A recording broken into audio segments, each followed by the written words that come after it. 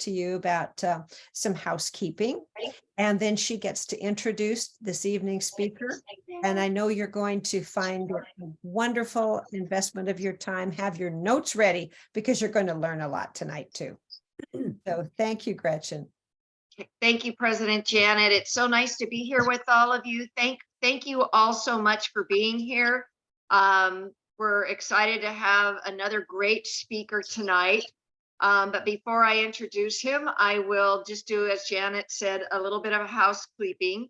And remember, as always, to keep yourselves muted so that nobody gets distracted by any background noise going on at your house. We invite you to put any questions that you come up with in the chat box down at should be at the bottom of your screen. Put your questions there. We will be reading questions when our speaker gets done speaking.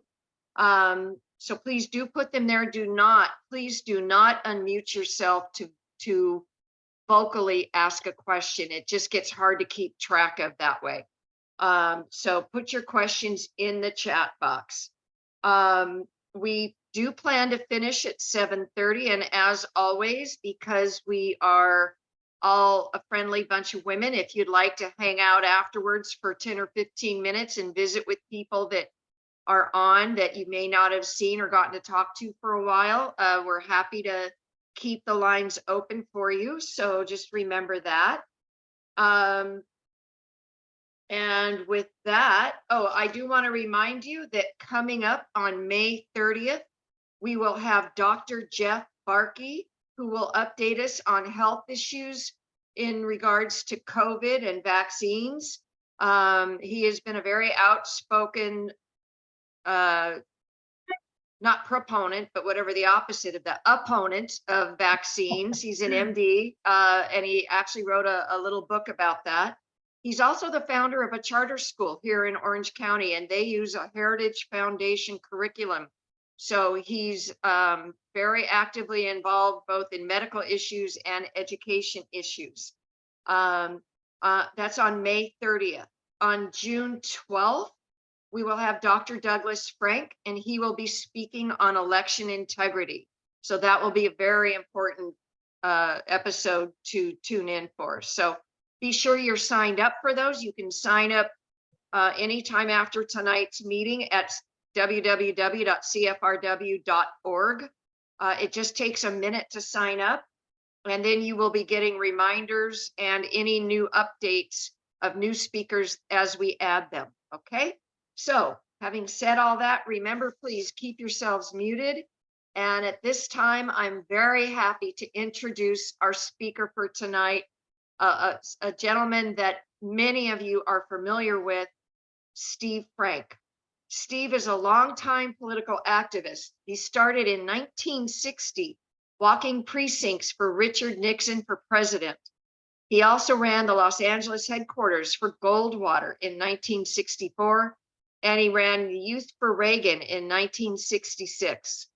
Just a couple of his other positions that he's held have been, he was president of the California Republican Assembly, and he's held multiple offices for the California Republican Party, including 4 terms as parliamentarian. Steve served our country in Vietnam in the 1st Infantry Division. Later, he, along with Bob Dornan and Carol Bates, developed the POW MIA bracelets. I think I still have mine. Me too. And he spent seven full years working on behalf of POWs, including negotiating with the North Vietnamese, the Viet Cong, the Khmer Rouge, and the Pathet Lao. Steve is a true believer and supporter and a great example of grassroots campaigns. He's worked on hundreds of campaigns, from water boards to presidential campaigns, and he was the coalition's director for Giuliani for president in California. Each week, he is a pundit in various radio shows across the state. And since 1996, he has been the editor of California Political News and Views, which I know many of you get on your email every day. He has been married for, Steve, I think I have this number right, 50 years, and has 2 daughters, and I think it's 3 grandchildren. So with that, I want to welcome Steve Frank, and we're so glad to have you with us, Steve. Thank you for being here. Oh, thank you very much. Unlike Joe Biden, I admit to all my grandchildren, I have 5 grandchildren. Oh, not 5. 3. Okay, Wow. my apologies. Okay. That's okay. Every one of them are precious. Yeah, the first time I spoke to the Women's Federated was in June of 1961, a Mid-Wilshire chapter of the Women's Federated. And the guy who got me involved in politics, who had been Nixon's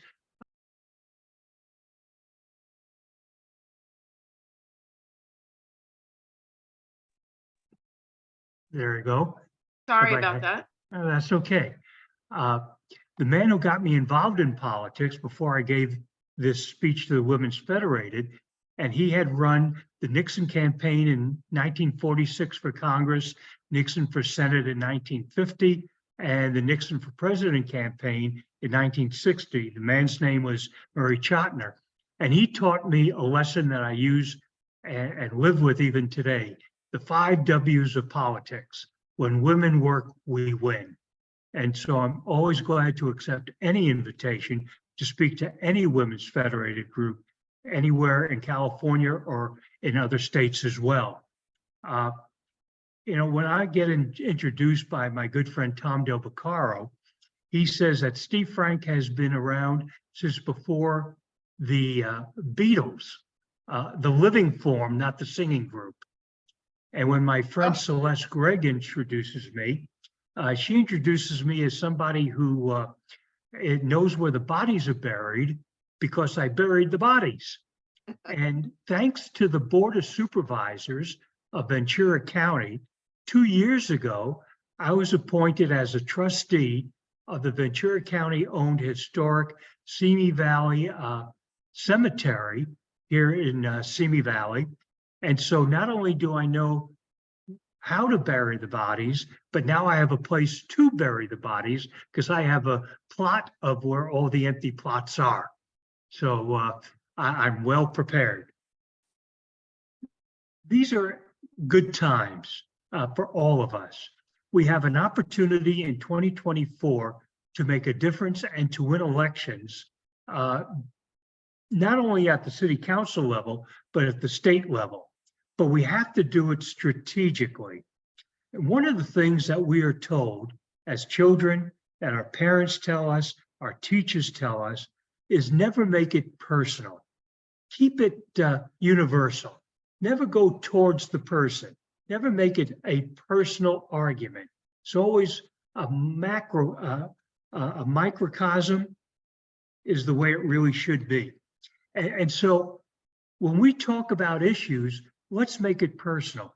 For instance, the gas tax. In California, we have the highest gas tax in the nation. And since we have that, what we should be doing is asking people directly, are you happy with the high price of gasoline? Or did you know that over half the price of a loaf of bread is taxation? Literally 55% of that loaf of bread is taxes. And approximately 50% of any new car is taxes as well. So we need to use the phrase that Tom McClintock, Congressman McClintock uses, MEGO, M-E-G-O, my eyes glaze over. And what he meant by that is if you give too many universal statistics, people just won't be listening. I like to use the phrase of former Vice President Hubert Humphrey. He once said that in the case of cancer, it is 5% of the people get cancer. But in the case of the individual, it's 100%. So when we're trying to persuade people into discussing issues, let's not talk about Chico. Let's not talk about the state of California. Let's talk about you directly. And we need to make it personal.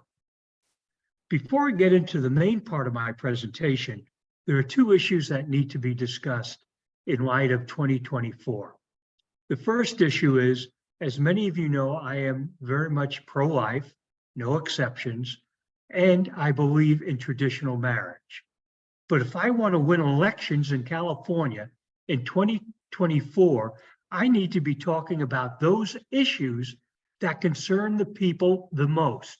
Those who are pro-life are going to be pro-life. Those who are pro-choice are going to be pro-choice. You're not going to persuade people on either one of those two issues, the life issue or the marriage issue.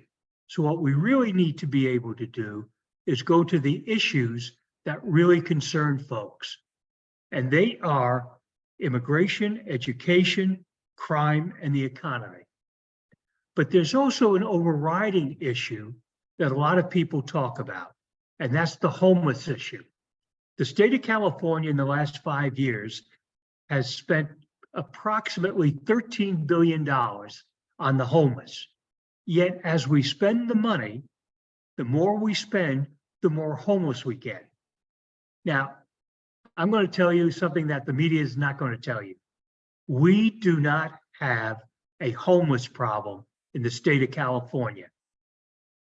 What we do have is a mental illness problem, a drug addiction problem, an alcoholic problem.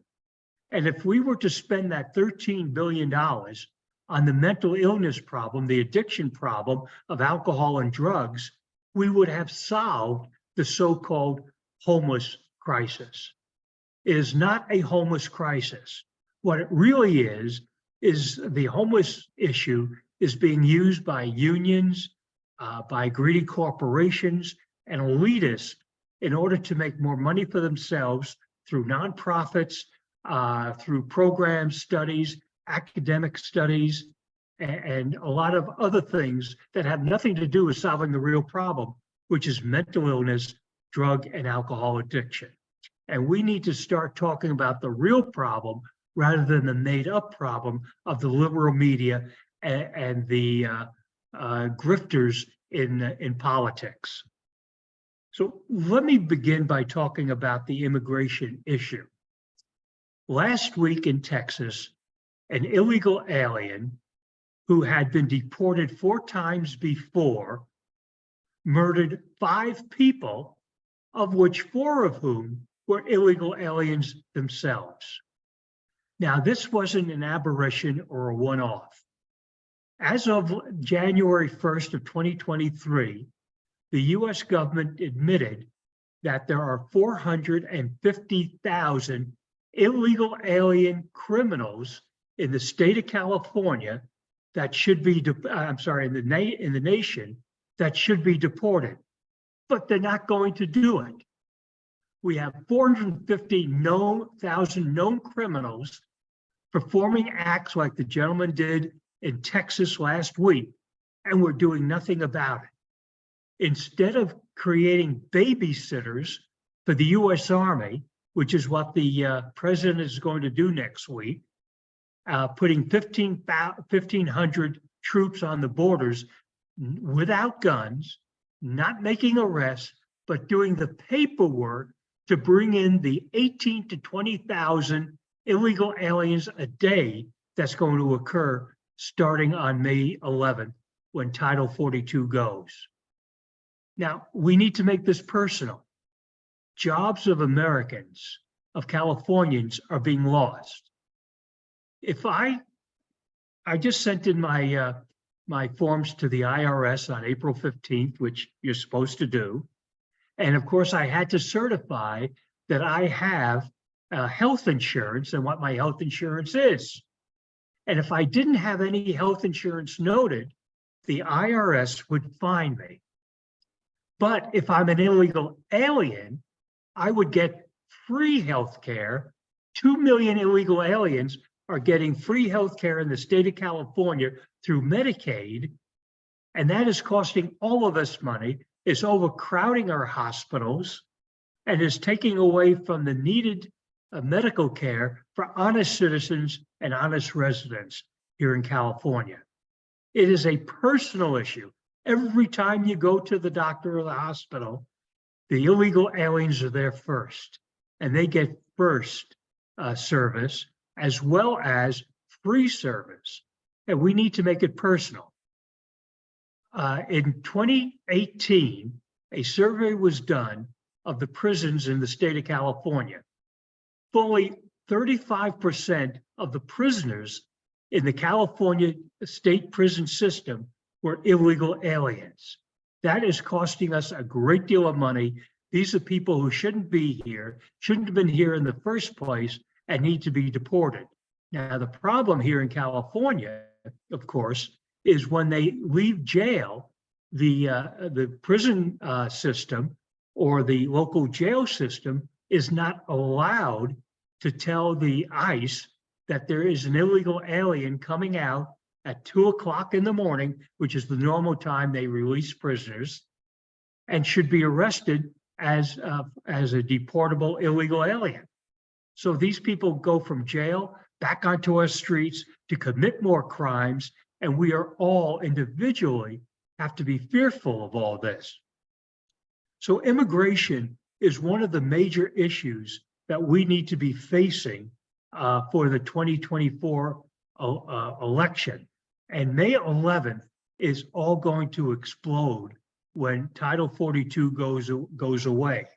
And we need to be aware of that.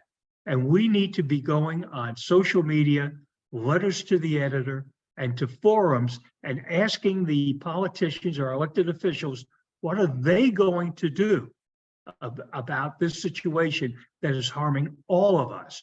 And don't forget, our kids in school, which are overcrowded already, have to take classes, some of which are in Spanish, for history, for math, etc., because the illegal alien children need to be taught in a different language than the language of our country.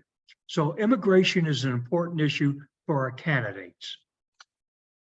The second issue is that of education. And I would venture that almost everybody on this Zoom call tonight, is a supporter of school choice. I am not. The term school choice has been smeared and demeaned and used as a curse word as somebody that doesn't believe in education for all children. But there is a new term that's being used instead of school choice, and that term is parental empowerment.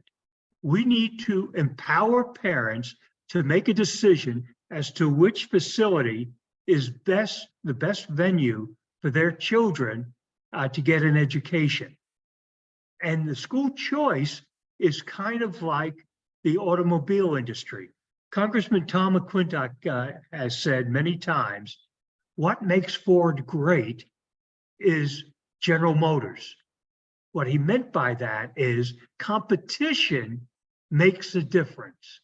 And if we can have competition between the schools, if you're willing to send your child to a school, a middle school or a high school, where your 14-year-old daughter has to share showers and a bathroom with an 18-year-old male, then that's your choice. But you should be able to choose a school that protects the privacy of your children. And we don't have that in the state of California. They are moving more and more toward unisex bathrooms and unisex showers. But more importantly, we also have in our schools the teaching of CRT, which is a buzzword for racism and hate white people and hate Asians. And our kids are being taught that if they're white, they are oppressors. We need to be teaching history, not racism, in our schools. Our schools today remind me of the Old South in the 1950s when they were teaching how bad Black people are, and that was wrong. So why do we allow our schools to teach something different? Plus, of course, as we know, the schools have a bigger problem than just the curriculum. In the last 5 years, every year, the government schools in California, K through 12, have lost between 2 and 3% of their enrollment. That's a lot of people to lose. Plus, on a daily basis, on average, the statewide California government schools, K through 12, have a 30% absentee rate. 30%. Yet at the same time, on the 2024 ballot, the state of California, the legislature, is putting a $10 billion bond on the ballot for more schools, K through 12, and for community colleges, which in the last 3 years have lost 33% of their enrollment. So there are fewer kids in K through 12, fewer kids in the community colleges, but they want to spend $10 billion.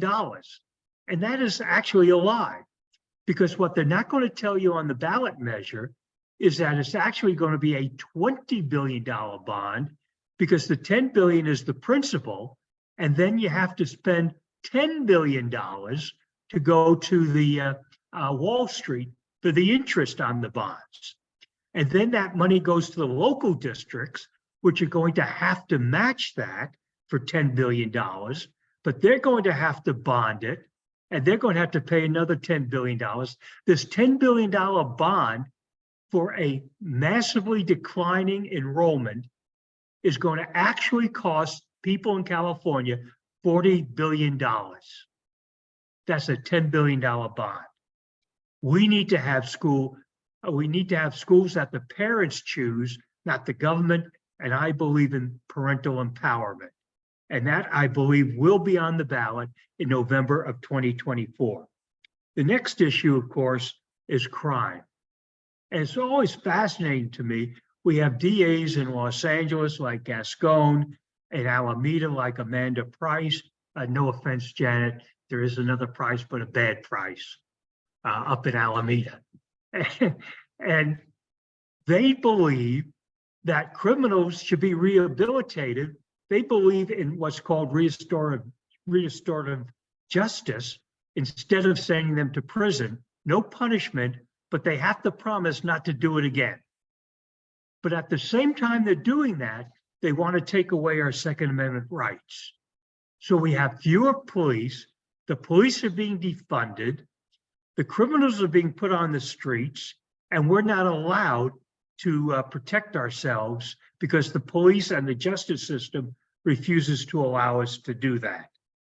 We have a significant problem with a lot of the laws that are being passed. For instance, there's a law that's just being passed now in Sacramento in regard to the death penalty. Now, I bet everybody on this Zoom call believes the death penalty means at some point in time, there would be a death penalty. Well, this bill redefines the term death penalty. And the new definition of the death penalty under the Democratic legislation is 20 years in prison. Once they finish 20 years, they've been given the death penalty, they're back out on the streets. And it's really interesting. This came about because there's a man who 38 years ago received the death penalty, and he is still on death row 38 years later. And once this bill is signed by the governor, this man will go free. After being given the death penalty, serving 38 years on death row, there he is going to be back on the streets. Just a quick aside, about 3-4 years ago, I gave a speech to a women's fed group. I believe it was up in Sierra Madre, which is just outside, just on the other side of San Francisco. And when I went to the restaurant where the meeting was being held, I was absolutely shocked. I never thought about it, but across the street from this restaurant was the San Quentin prison. So this women's fed group was meeting in the shadow of San Quentin. But we do need to watch for the crime issues that are facing us in California. The last issue, that I'd like to talk about is the economy. We have a collapsing state economy.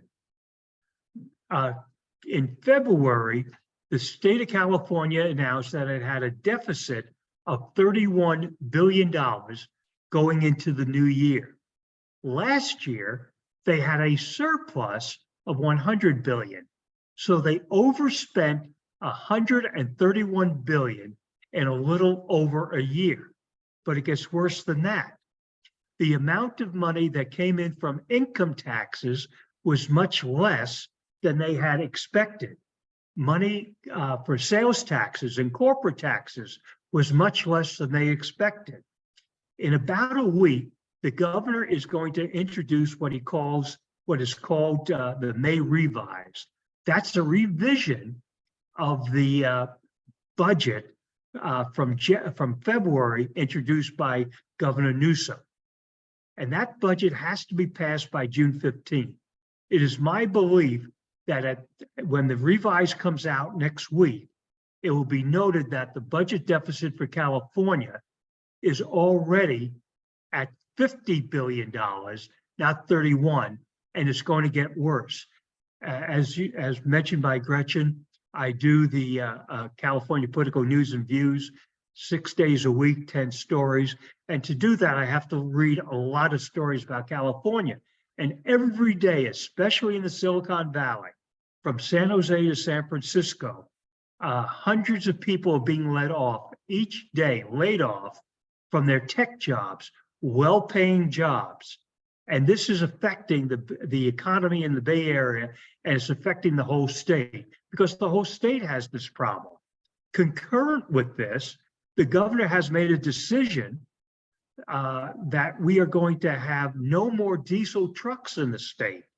That is going to cause us a great dislocation because those who own the current diesel trucks may not be able to afford the electric vehicle trucks, nor have paid off their diesel trucks, and they will either have to close down or move out of the state. We are already seeing our ports having cargo from overseas go to Houston, go to other Texas ports, Louisiana, go to some ports in the state of Washington and ports on the East Coast. And we are losing business because of the policies of the state of California. And those are good paying, well-paying jobs. And the ports are very important. But when we passed AB 5 a few years ago, that also said that small trucking companies could no longer use the ports. The truckers had to belong to a large corporation and join a union. So many trucking companies closed. Nationwide, in the first 3 months of 2023, and there are 200,000 truck fleets throughout the nation that are companies that are credentialed and licensed to be trucking companies, 200,000. Of that 200,000, in the first 3 months of 2023, 9,000 fleets closed down. And we are going to face an enormous transportation problem, as well as an inflation problem, because the fewer the trucks, the higher the cost of the transportation, and California is leading the way in this disaster of transporting goods from overseas all over our nation, as well as transporting our goods out of the country into other nations, making our goods more expensive because of the cost of transportation. Every which way you could think of, California is going through and is going to go through a massive collapse. You've seen the collapse of the city of San Francisco. The nation, our state, is going to go through the same thing.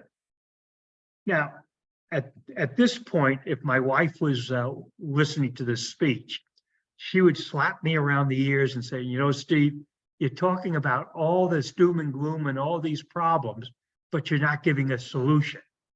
What should people do about it? And so my wife, and Gretchen is right, in August we were married 50 years.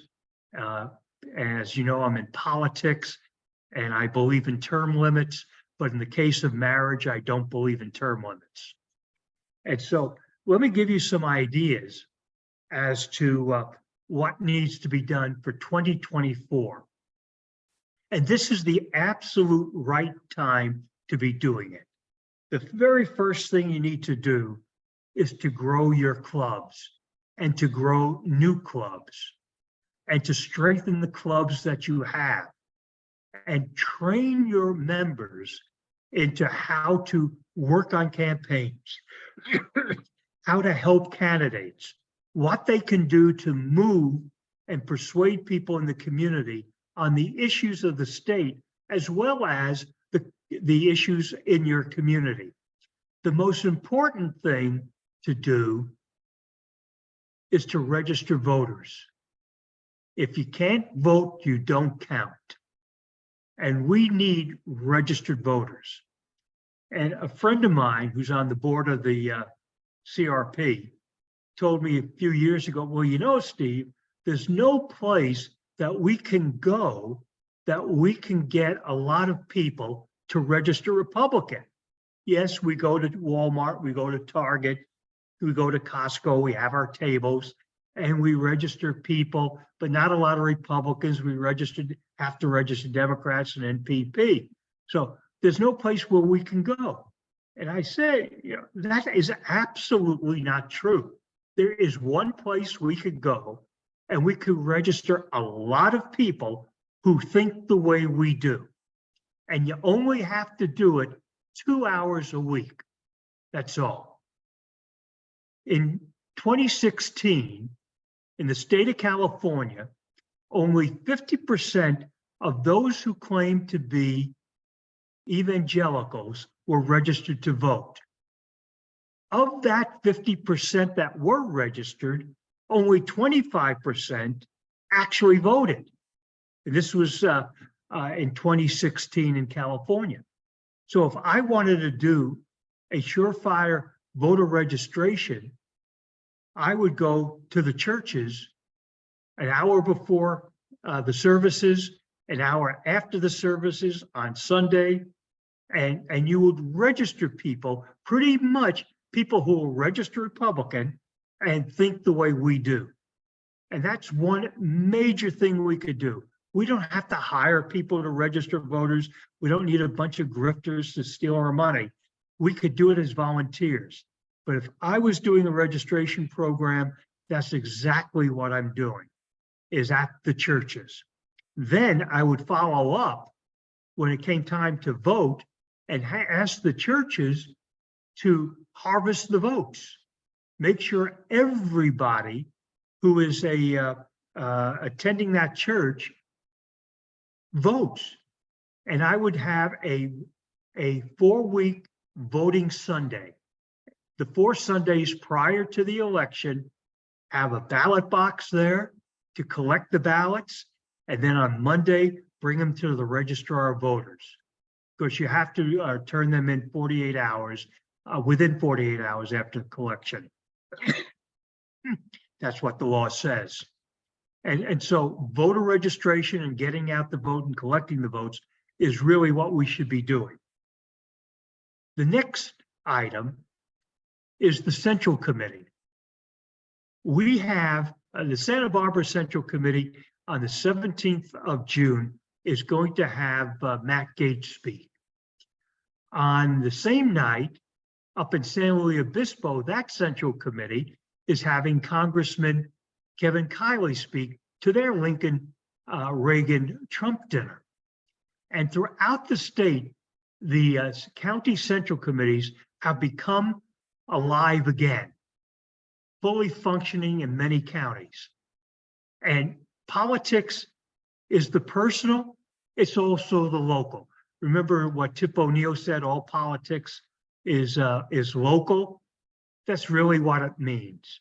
When a friend of mine who was my mentor, some of you may remember her, Lorelei Kinder, she was the executive director of the state Republican Party twice. She taught me a lesson, and when I was on the board of the CRP, she gave us buttons to wear, do it in the precincts. And she was right. And she also said Ronald Reagan never won a national election or a state election. But what he did do is win enough precincts to make it look like it was a statewide or a national election. And we need to bring the politics back to the local area. Don't worry about what the state does. Worry about what you're doing in your county and work hard to build up your county central committee as a functioning voter registration, get out the vote operation to help the candidates on the November ballot. The last part of all of this is we need to make sure we have candidates for local offices and legislative offices. We need to have run people for every office, from a service district, hospital, library, water, to city council, school board, board of supervisors, judges. We need to be running people who believe as we do for every office. I live in Ventura County, and we have a water district, which I live in, called Callegas Water District. And every 4 years, I notice that there's a vacancy. There's not enough people running for the board. All we have to do is file and run for the board, and you'll get elected. And that's how you could start. I don't know whether any of you know that the very first office Ronald Reagan held was not governor of California.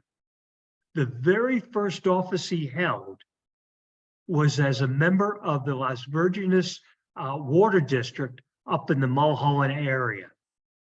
And that was his very first office. He was upset about water issues in his community. He ran for it and he won. And that was the first office he ever held. And every office counts. And we need to make sure that we have people running for Assembly, State Senate, and for Congress in every one of the districts in the state. And the Women's Federated, you know people who are in your community, and you need to start their races now. It will take between now and the end of the year for any of these candidates to be able to put together a very credible, impactful organization and campaign. And the last thing I'd like to mention before I open up for questions is, yes, there's going to be a lot of races in 2024. But what we need to be able to do in community after community, each club target a race. Instead of having 50 or 100 people working for 12 candidates, have those people work for 1 or 2 candidates and really target those who can win, so we can get over the hump. We can win races if we have the volunteers. That's why you need to grow. That's why you need to register voters. That's why you need to tell people and persuade people about our issues. But when it comes down to it, we need to have the candidates and the supporters and the volunteers for the candidates. I'll end with this. In 1988, Pat Buchanan was running for president. And a reporter asked him, well, you have all of these volunteers, but you have no money. How are you going to communicate to your volunteers what they have to do? And Pat Buchanan looked at the journalist and said, my volunteers already know what to do. They don't have to be told. And I know from my speeches to the hundreds of women's federated groups over the years, women's federated clubs know what to do. Thank you and God bless.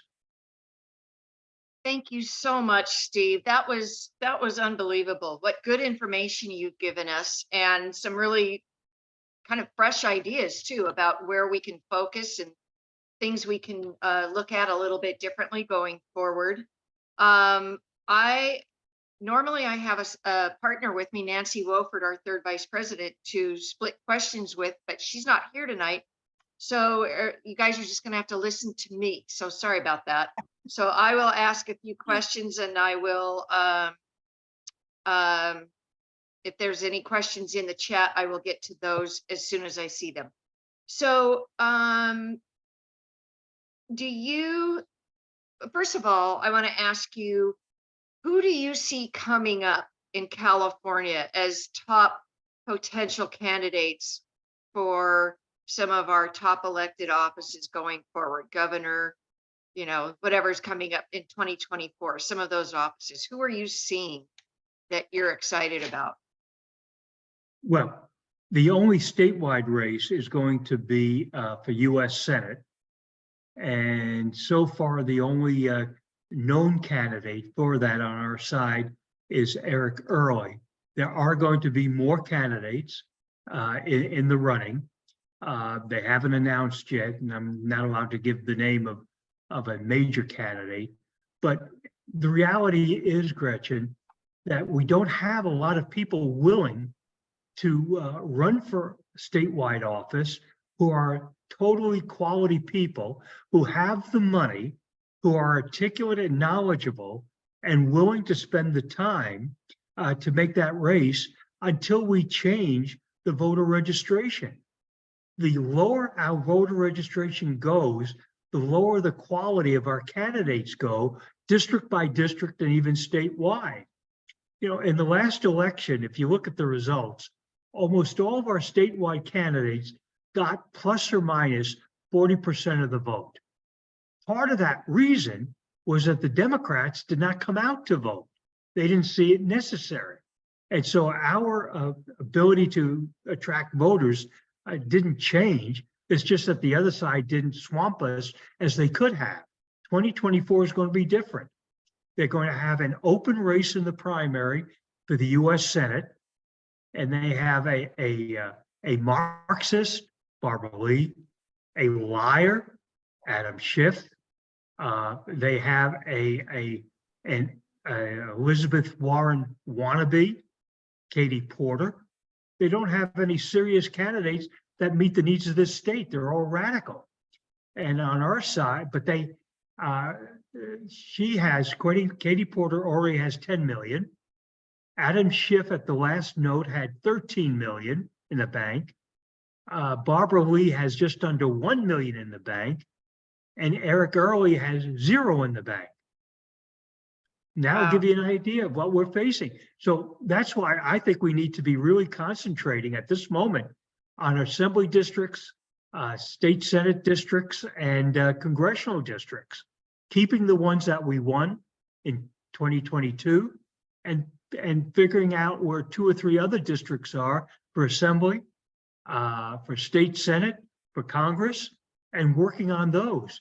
But really paying attention, if you want to build a base for 2026 and beyond, we need to elect mayors and city council members and school board members and get them trained in the art of politics and the art of government, and it is an art, so that in the future we will have a bench. We don't have, I'm being totally honest with you, I travel all over the state.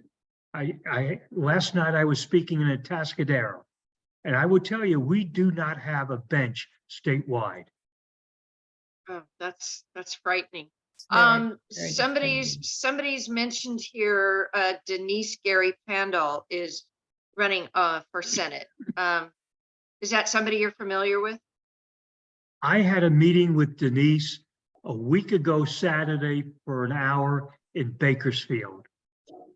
She is one of the nicest people I've ever met. And the problem that she has is she has no team. She's a one-woman show. She has nobody doing anything for her. And that was a point I made out to her, that you can't run in a state of 39 million people and do it by yourself. It's impossible. You can't do all the traveling that's necessary and then run your schedule, create your ads, create your brochures, do your interviews all by yourself. You need a team that's organized. And until she gets that, she will not be a credible candidate. And I'm not talking behind her back. I told her that directly. All right. Well, we know what the people in Bakersfield need to do. Do you believe in vote by mail and voting early? What's your stance on that? That is really As if we have a choice. That's really a hard question for me to answer. On principle, absolutely not. I don't believe in it, except in rare occasions, vote by mail.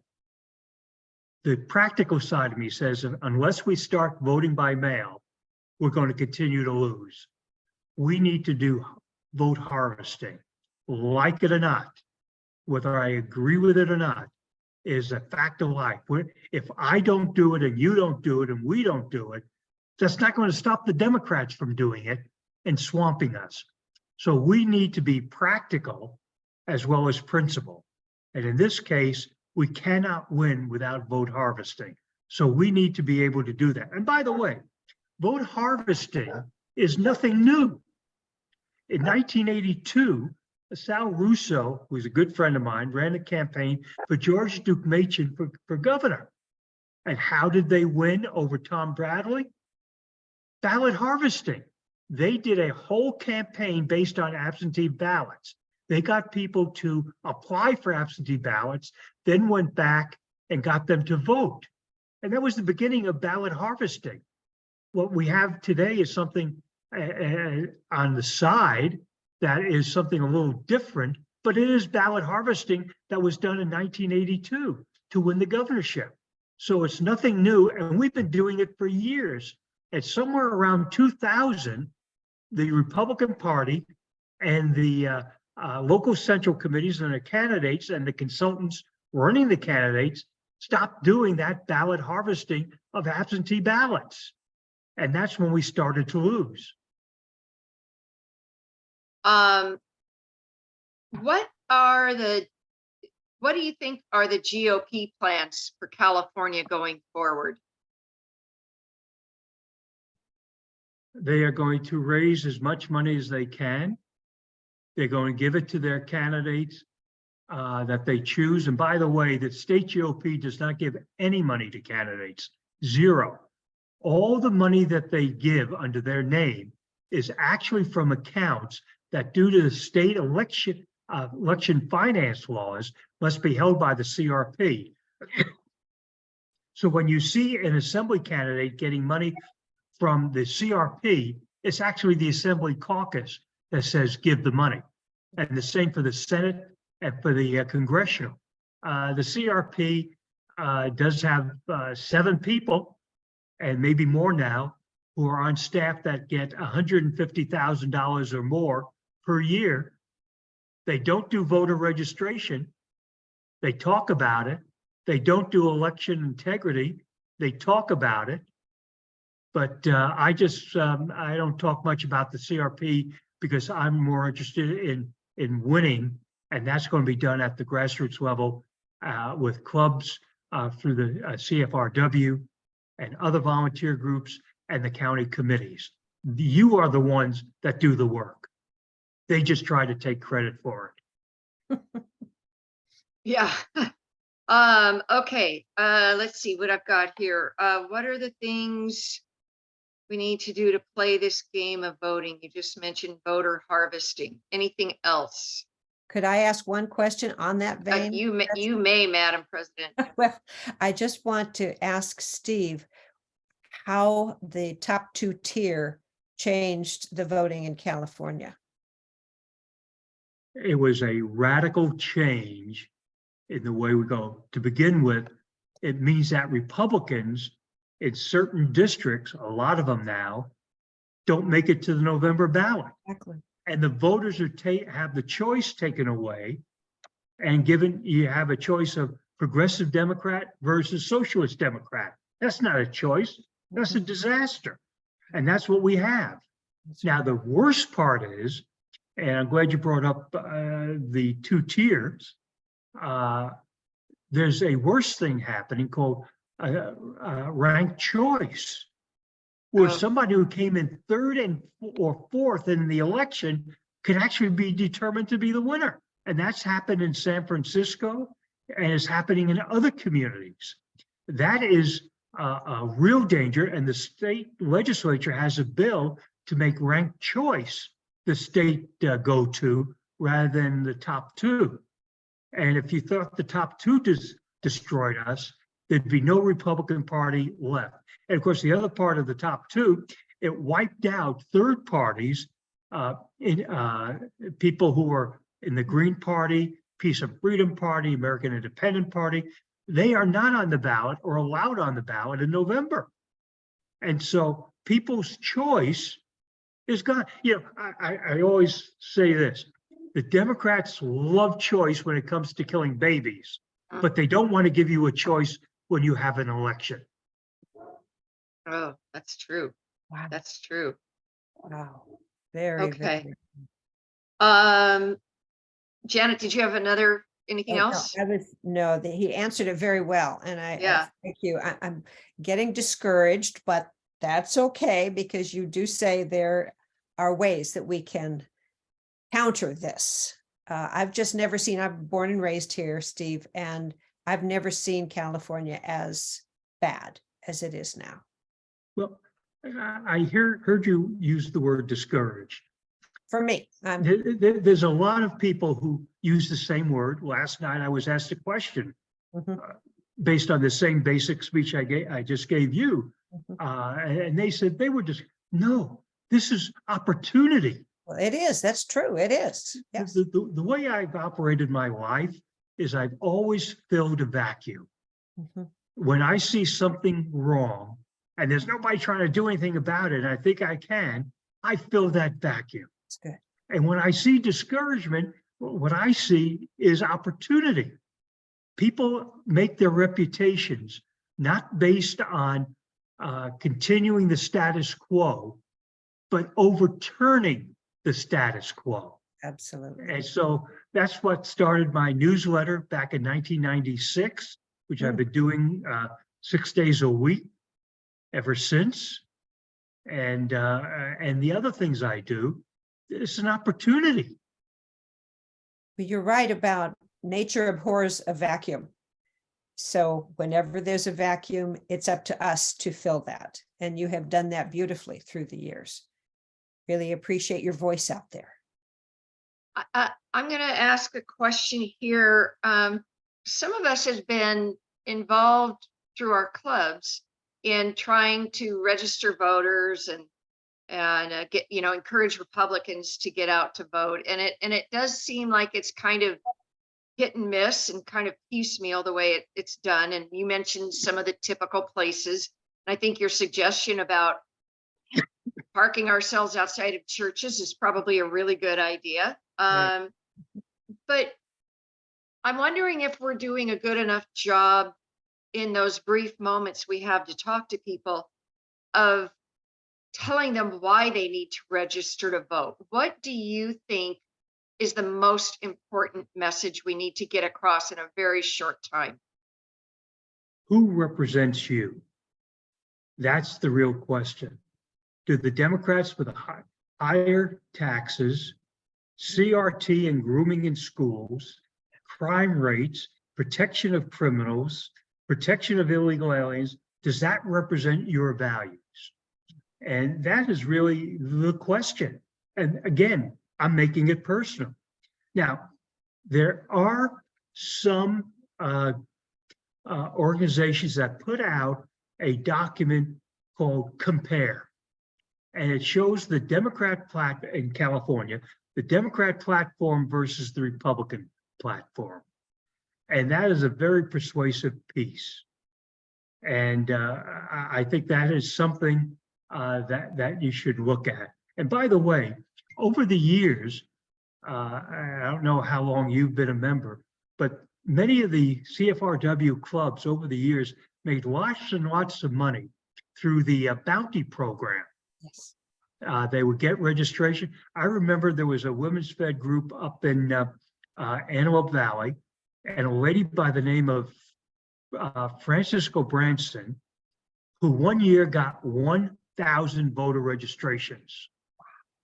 And she was, if you knew her, she was a real dynamo. God love her. She was great. But there are other women like her throughout the state, and the clubs existed on the bounty money. Well, the state party says it has a bounty program, they just don't advertise it. Mhm. And so all you have to do, and I think it's through the state organization, so Janet would have to certify the CFRW. It's just a one-page form. And then you would be qualified for the club by club, the bounty. And the bounty is $375 just for a registration. But if you get their email address and cell phone number, you get $6.25. Wow. Great. And so it's a moneymaker Yes. as well. That's Yes. great. When did they stop advertising that, Steve? Because we used to do that at my club. Yeah, they stopped it when Jim Brutti became chair. He didn't believe in voter registration. That's Okay. Oh, I'm sorry, Janet, I didn't mean to no, overspeak. no, please, Gretchen. This is very interesting. There are a lot of different Republican or conservative groups throughout California. What is it possible to get them, and rather than all focusing on doing their own thing and whatever it is their different focuses are, is there any way to get all the groups to kind of work in a more cohesive way to become more effective? In August of last year, there was a meeting of 80 conservative leaders from throughout the state in Bakersfield. Out of that meeting came an organization, and the purpose of it was to take back the Republican Party, 1, to run candidates for central committee in every county, 2, to make sure that the Republican Party platform was a conservative platform. Unfortunately, a week and a half ago in Bakersfield, some individuals decided to buy the organization and in effect closed down all those activities. So what I've done since that time is put together groups of leaders and county committees that I work with, and some organizations to work on the party platform. We had candidates run in each district in the recent platform election. We're going to do the same for the drafting committee, and a group of us I'm writing a update of the platform. I've done this will be my 5th time doing it, and there'll be people doing the amendments to the platform. So there is folks out there doing what you're suggesting. Unfortunately, some people just got greedy and wanted it for themselves and decide not to do anything with it. Oh, what a shame. What a real shame that people can't pull together and make a strong group instead of a whole bunch of different groups.